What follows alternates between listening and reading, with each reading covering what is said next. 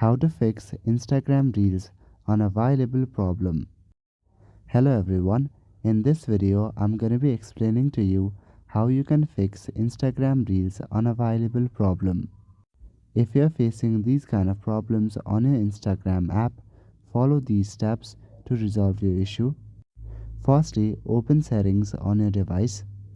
In settings, scroll down, tap on the option Wi-Fi and make sure you have a good internet connection. If your current network is lagging, then tap on the option Forget this network and re-add the same network or a different one. Now go back to Settings main page and scroll down. Tap on the option General and scroll down to the bottom. Select the option VPN and Device Management and make sure your device is not connected to any VPNs.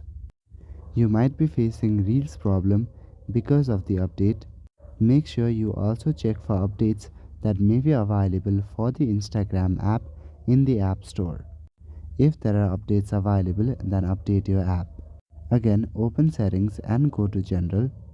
Now go to the option iPhone Storage and look for the app Instagram.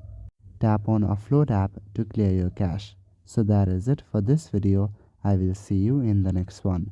Thank you.